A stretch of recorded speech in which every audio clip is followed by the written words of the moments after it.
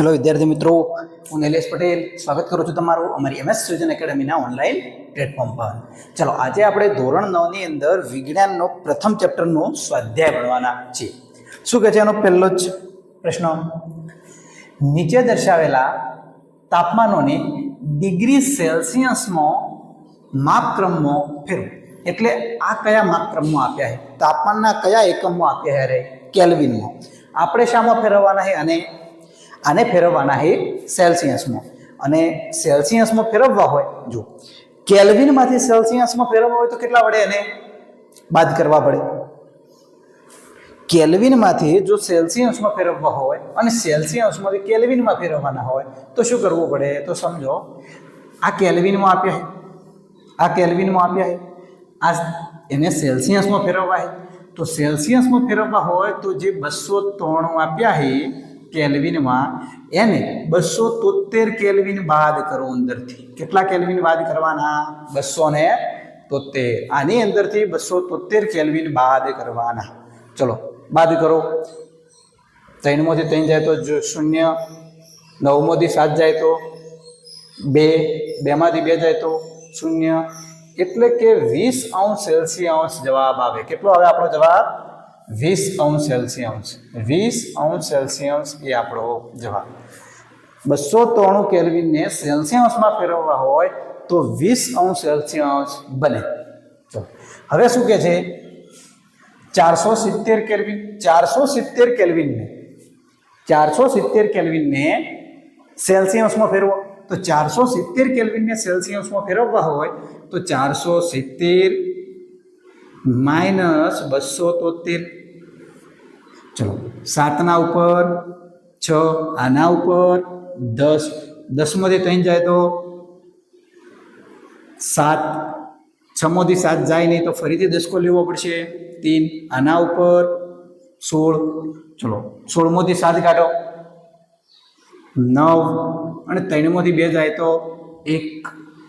તમે આને ડાયરેક્ટ પણ કરી શકો, 470 માઇનસ 273. હવે અહીંયા 470 છે, અહીંયા 273 છે. તો સમજો, અહીંયા 470 છે તો આપણે અહીંયા 270 સુધી જવું હોય તો 470 માંથી 100 બાદ કરો એટલે 370, 270, 200 બાદ થયા, અંદર 3 ઉમેરવાના એટલે 197 બની જાય.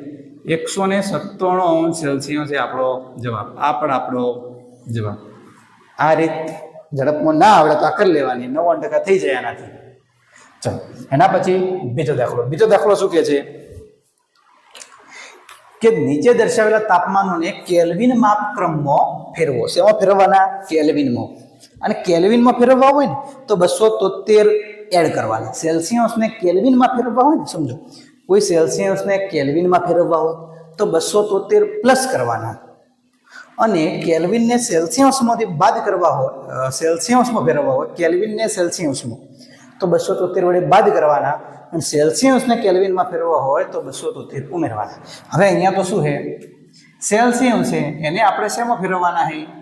કેલ્વિનમાં. તો 273 ઉમેરી દેવાના. તો ઉમેરશો શું થશે? 5 થી 8, 7 થી 8, 9, અને 2 ના 2, 298 કેલ્વિન. કેટલા થશે આ?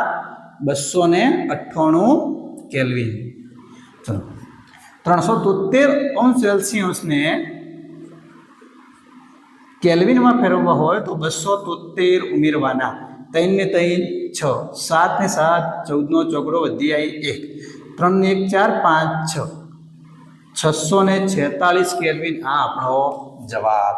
ચલો, સમજણ પડી આટલા સુધી? હવે આના પછી નેક્સ્ટ પ્રશ્ન બીજો. ચલો મિત્રો, હવે આપણો કયો પ્રશ્ન? પ્રશ્ન નંબર 3. શું કહે છે પ્રશ્ન નંબર 3?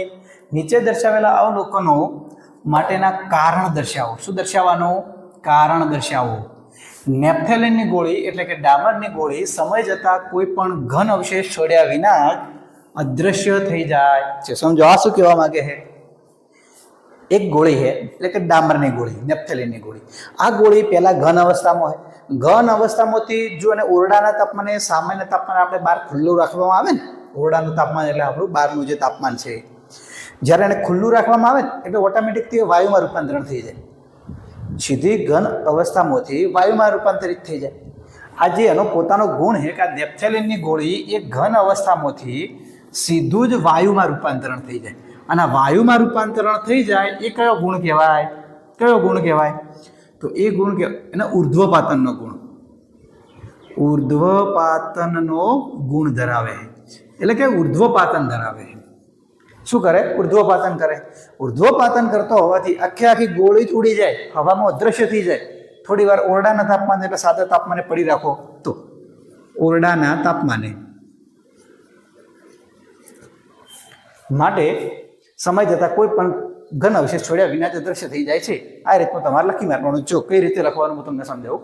આ જુઓ અહીંયા હે ને ફોટામાં લખેલું હે ને એ રીતે. શું કહે છે ફોટામાં? કે નેપ્થેલિન એ ઉર્ધ્વપાતન પામતો ઘન પદાર્થ હોવાથી ઓરડાના તાપમાને જ તેનું ઘન અવસ્થામાંથી સીધું વાયુ અવસ્થામાં રૂપાંતરણ થાય છે. આથી નેપ્થેલિન ગોળી સમય જતાં કોઈ પણ ઘન અવશેષ છોડ્યા વિના જ અદૃશ્ય થઈ જાય છે. ચલો હવે આપણે જ ભણીશું દાખલા પ્રશ્ન નંબર 2. ચલો હવે આપણા પ્રશ્ન નંબર 3 નો બી શું કહે છે? આપણને અત્તરની સુગંધ ઘણા લાંબા અંતર સુધી આવે છે, કારણ દર્શાવો. આવું કેમ થાય? આપણે જે સ્પ્રે મારીએ, બોડી સ્પ્રે હોય, સેન્ટ હોય, હવે એની સુગંધ અહીંયા હું તો મારાથી દૂર પણ કેમ આવે? એનું કારણ શું? તો આપણે કારણ દર્શાવવાનું છે. તો આપણું જે અત્તર હોય ને, સેન્ટ હોય, બોડી સ્પ્રે હોય, એ એવો પ્રવાહી કે જે અતિશય બાષ્પશીલ પ્રવાહી કહેવાય, કે એકદમ ઝડપી એનું બાષ્પમાં રૂપાંતરણ થઈ જાય, એટલે વાયુમાં રૂપાંતરણ થાય. આપણે સ્પ્રે નોખ્યો પછી એની સુગંધ ઝડપી આજુબાજુ આવવા લાગશે. કેમ એવું થાય? કારણ કે સ્પ્રે નોખ્યા પછી જે સ્પ્રે વાળો જે એ પ્રવાહી હોય, એ પ્રવાહી એવો પદાર્થ છે કે જેનું ઝડપી બાષ્પમાં રૂપાંતરણ થઈ જાય, એટલે વાયુમાં રૂપાંતરણ થઈ જાય. ઓરડાના તાપમાન આપણું જે સાદું જે ટેમ્પરેચર છે, બહારનું હવાનું ખુલ્લું જે ટેમ્પરેચર છે, એમાં એ વાયુમાં રૂપાંતરણ થઈ જાય. અને વાયુનું પ્રસરણ કેવું હોય? ઝડપી હોય ને. વાયુ ફટાફટ આમ હલનચલન કરે થકો જતો હોય, એના અણુઓ વધારે ગતિ ઉર્જા ધરાવતા હોય, અને વધારે ગતિ ઉર્જા ધરાવતા હોવાથી એનું પ્રસરણ ઝડપી હોય. એનું પ્રસરણ ઝડપી હોય. જેમ કે આપણે આ એક પ્રવાહી છે, આ પ્રવાહીને આ ભાઈએ નાખ્યું. હવે આ એક બોટલમાં બંધ હતું, એને અહીંયા નાખ્યું એટલે શું થયું? આ ખુલ્લું થઈ ગયું. અને હવે જે આ પ્રવાહી હતું ને, આ એની પાસે જે પ્રવાહી એનું ઝડપી પ્રસરણ થશે વાયુમાં. હવે તેનું રૂપાંતરણ વાયુમાં થવા લાગ્યું. આ ઝડપી ફેલાવા, વાયુના અણુઓ તો દૂર સુધી ગતિ કરતા હોય, છૂટા એમની વચ્ચે આકર્ષણ બળ ઓછું, એટલે આ રહ્યું અહીંયા જશે, આમ બધી જગ્યાએ આ પ્રવાહી બાષ્પ સ્વરૂપે ફેલાઈ જશે. કારણ કે એની અંદર એક ગુણધર્મ છે ઝડપી અતિશય બાષ્પ રૂપનું. એ અતિશય બાષ્પ સ્વરૂપમાં ફેલાઈ જવાનો, વાયુમાં રૂપાંતરણ પામવાનો ગુણધર્મ અતિશય એની પાસે વધારે છે. જેમ કે પાણીને ગરમી આપો તો જ તે બાષ્પમાં રૂપાંતરણ થાય. જ્યારે આ જે સેન્ટ હોય ને, સેન્ટ, બોડી સ્પ્રે, આખું અત્તર છે, આ અંતર એ ઝડપી બાષ્પમાં રૂપાંતરણ થઈ જાય. તમે જુઓ અહીંયા કે થિયરી મેં આપી છે. શું કહે છે એની અંદર? અત્તર એ અતિશય બાષ્પશીલ પ્રવાહી છે, આથી તેનું ઓરડાના તાપમાને વાયુ અવસ્થામાં રૂપાંતરણ થાય છે. આ વાયુના ઘટક કણો હવામાં ઝડપી પ્રસરે છે. વાયુના અણુઓની ગતિ ઉર્જા વધુ હોવાથી તે લાંબા અંતર સુધી ફેલાઈ શકે છે. તેથી આપણે અત્તરની સુગંધ ઘણા લાંબા અંતર સુધી આવે છે. ચલો સમજણ પડી? ચલો હવે આપણે નેક્સ્ટ પ્રશ્ન, આપણે પ્રશ્ન નંબર 4 શું કહે છે? નીચે દર્શાવેલા પદાર્થોને તેમના કણો વચ્ચે વધતા જતા આકર્ષણ બળ અનુસાર યોગ્ય ક્રમમાં ગોઠવો. કઈ રીતે કહ્યું છે? કે વધતા જતા આ ક્રમ અનુસાર, એટલે કે પહેલાં નીચું આકર્ષણ બળ, પછી વધુ આકર્ષણ બળ, પછી એનાથી પણ વધુ આકર્ષણ બળ, એ રીતના ગોઠવવાના. ચલો શું કહે છે? કણોમાં કયા છે? એક પ્રવાહી છે, એક ઘન છે, અને એક વાયુ છે. આ પ્રવાહી ગુણધર્મ ધરાવે, આ ઘન કહેવાય, આ વાયુ કહેવાય. સૌથી વધારે કયા કણો વચ્ચે આકર્ષણ બળ વધુ હશે? તો સૌથી વધુ આકર્ષણ બળ હશે અહીંયા વધતા જતા કહ્યું તો સૌથી ઓછું કોનામાં હશે? સૌથી ઓછું વાયુમાં હશે. વાયુથી વધારે કોનામાં હશે? પ્રવાહીમાં હશે. અને પ્રવાહીથી વધારે કોનામાં હશે? ઘનની અંદર હશે. ઘનની અંદર અણુઓ આ રીતે એકબીજા સાથે વધારે આકર્ષણ બળથી જોડાયેલા હોય. પ્રવાહીમાં આ રીતે ખુલ્લા હોય, વાયુમાં આ રીતે હોય, અતિશય ખુલ્લા હોય એટલે એમની વચ્ચે આકર્ષણ બળ ઓછું હોય. તો સમજી લો વાયુ કયા છે આની અંદર? તો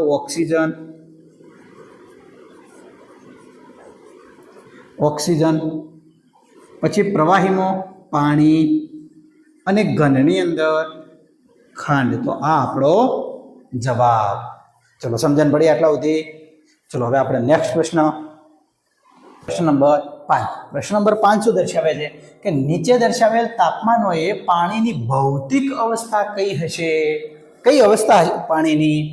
કયું તાપમાને? પહેલું 25 સેલ્સિયસ તાપમાને. હવે 25 સેલ્સિયસ તાપમાને પાણીની અવસ્થા કઈ છે? કોની? પાણીની. તો પાણીની 25 સેલ્સિયસ તાપમાને પ્રવાહી અવસ્થા હશે. પ્રવાહી અવસ્થા હશે. કઈ અવસ્થા હશે? પ્રવાહી અવસ્થા. ચલો બીજું શું કહ્યું છે?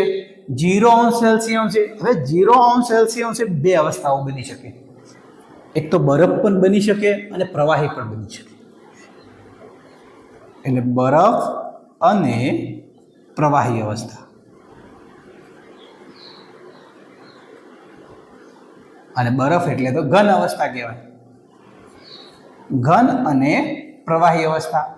અને 100 સેલ્સિયસ તાપમાને, તો 100 સેલ્સિયસ તાપમાને પાણી ઉકળે, અને ઉકળે એટલે વરાળ બનવાની શરૂઆત થાય. પ્રવાહીમાંથી વાયુમાં રૂપાંતરિત થાય. એટલે બે અવસ્થાઓ અહીંયા બની. એક પ્રવાહી અવસ્થા અને વાયુ અવસ્થા. આ બે અવસ્થા હોઈ શકે. અહીંયા ઘન અવસ્થા અને પ્રવાહી અવસ્થા બે હોઈ શકે. ચલો હવે આપણો પ્રશ્ન નંબર 6. પ્રશ્ન નંબર 6 શું કહે છે? 6, નીચેનાના વાજબીપણા માટે બે કારણો આપો. શું કહે છે? બે કારણો આપો. પાણી ઓરડાના તાપમાને પ્રવાહી સ્વરૂપમાં હોય છે. ચલો પાણી એ ઓરડાના તાપમાને પ્રવાહી સ્વરૂપમાં હોય એનું કારણ શું?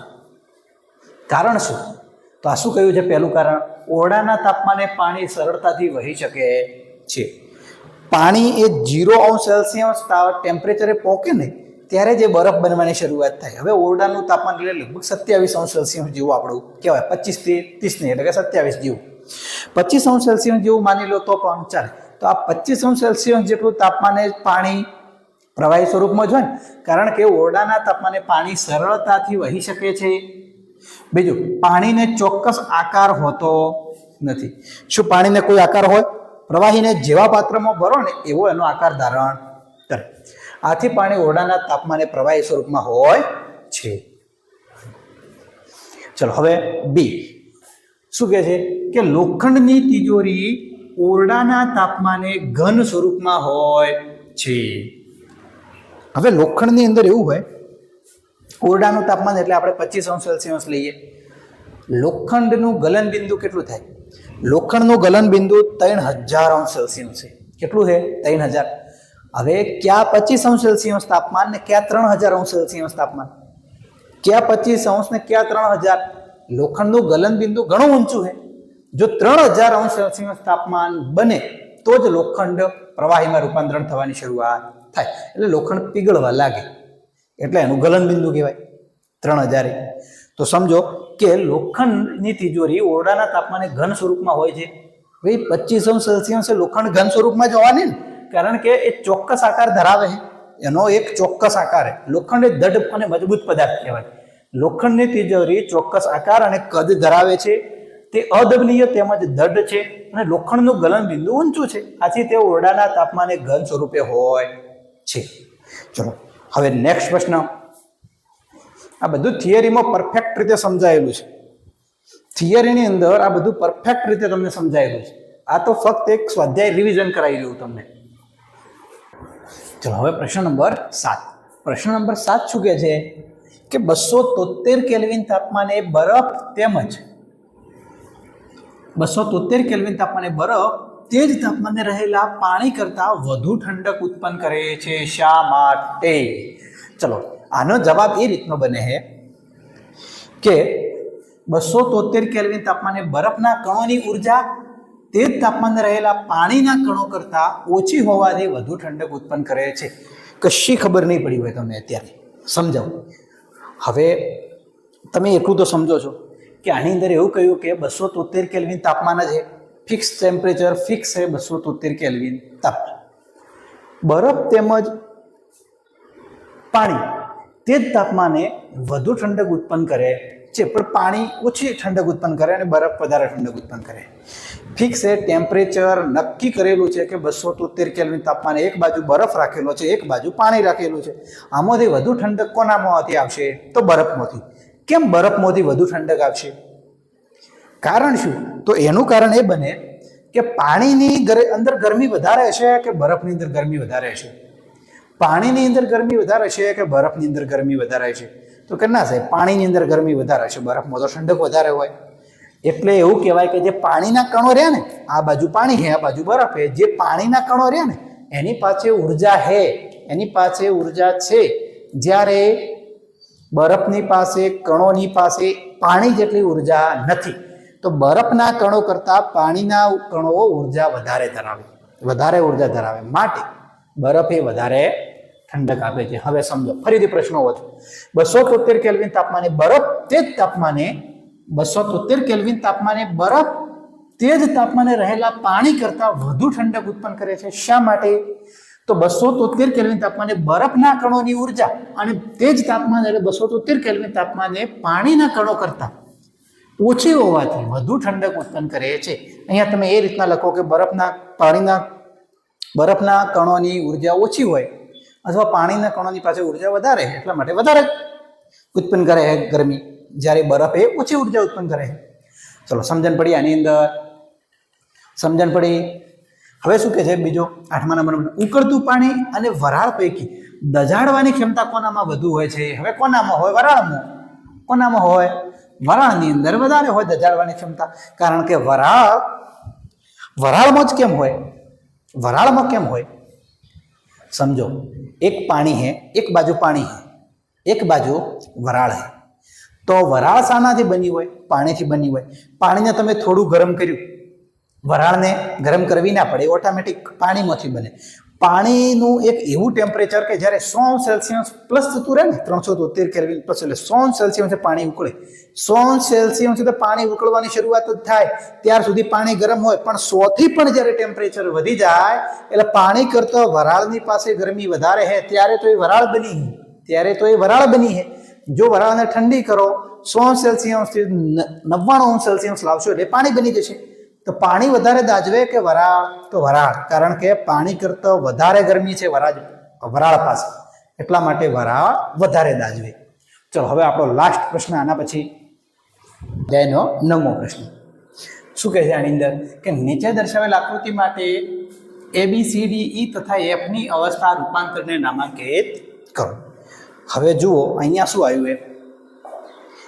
એક ઘન આપ્યું છે, એક પ્રવાહી આપ્યું છે અને એક વાયુ આપ્યું છે. ઘન, પ્રવાહી ને વાયુ. સમજો, પહેલા એક ઘન છે, ઘનને ઉષ્મામાં વધારો કરો અને દબાણમાં ઘટાડો કરો, એટલે એને ગરમી આપો. ઘનને તમે ગરમી આપશો એટલે શું થશે? એનું ગલન થશે. ગલન થઈ અને શેમાં રૂપાંતરિત થશે? પ્રવાહીમાં. ઓકે. હવે પ્રવાહીને પણ તમે સતત ગરમીમાં વધારો કરો, તો પ્રવાહીને પણ ગરમી આપશો એટલે શું બનશે? એનું પ્રવાહીને ગરમી આપતા શું થશે? બાષ્પીભવન. શું થશે? બાષ્પીભવન. ઓકે. હવે કોઈ ઘન પદાર્થ એવા પણ આવે કે જો તમે એને ગરમી આપો, ઘન પદાર્થને ગરમી આપો તો પ્રવાહીમાં રૂપાંતરણ ના થાય, પણ ડાયરેક્ટ શેમાં રૂપાંતરણ થાય? વાયુમાં. એટલે ઘનનું સીધું વાયુમાં રૂપાંતરણ થવું એને શું કહેવાય? ઉર્ધ્વપાતન. શું કહેવાય? ઉર્ધ્વપાતન. એટલે ઉર્ધ્વપાતન. સીધું ઉર્ધ્વપાતનમાં ઘનમાંથી ઉર્ધ્વપાતન થઈને સીધું વાયુ બની જાય. ચલો, આટલા સુધી પહેલી લાઈન ક્લિયર. હવે શું કરવાનું? હવે ઉષ્મામાં ઘટાડો કરવાનો. શું કરવાનો? ઉષ્મામાં ઘટાડો કરવાનો, દબાણમાં વધારો કરવાનો.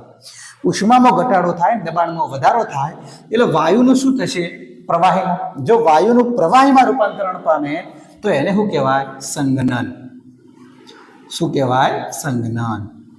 અને સંઘનનની અંદર પ્રવાહીમાંથી સીધું ઘનમાં રૂપાંતરિત થાય, પ્રવાહીમાંથી સીધું ઘન બને. તો પ્રવાહીમાંથી ઘન બનવું એને શું કહેવાય? ઘનીકરણ અથવા ઘનીભવન. ઘનીભવન. ઓકે, હવે એમ પૂછે કે વાયુની અંદરથી સીધે સીધો ઘન પદાર્થ બની જાય, વાયુમાંથી સીધે સીધો ઘન પદાર્થ બની જવો એટલે એને શું કહેવાય? બાષ્પનું ઘનીભવન.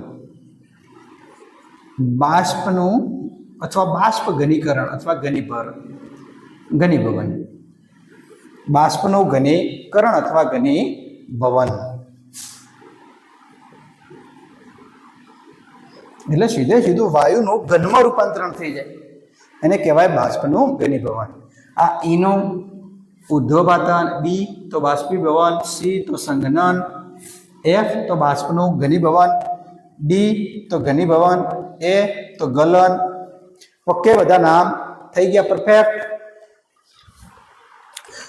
ચલો, આટલા સુધી કોઈને કોઈ પ્રશ્ન હોય તો કમેન્ટમાં પૂછી લો. તો દરેક વિદ્યાર્થી મિત્રો, આ ધોરણ 9નું સ્વાધ્યાય પ્રથમ ચેપ્ટરનું પૂરું. હવે તમે આટલું લખો ને તો પરીક્ષામાં પૂરા માર્ક્સ મળે. એક પણ માર્ક્સ નહીં કપાય એની જવાબદારી મારી, મારી. એક પણ માર્ક્સ તમારે નહીં કપાય, પરફેક્ટ માર્ક્સ આવશે. તો જો દરેક મિત્રોને યોગ્ય લાગ્યું હોય કે ના સાહેબે બરોબર ભણાવ્યું, તો સબસ્ક્રાઈબ કરજો ચેનલ. અને તમારા મિત્રો સુધી હજુ ચેનલ પહોંચી નહીં હોય તો તમારા મિત્રોને શેર કરજો, જેનાથી એમને પણ સ્વાધ્યાય લખવામાં, સમજવામાં, તૈયાર કરવામાં મદદરૂપ થાય. ચલો, તો મળીએ વિદ્યાર્થીઓ નેક્સ્ટ લેક્ચરમાં.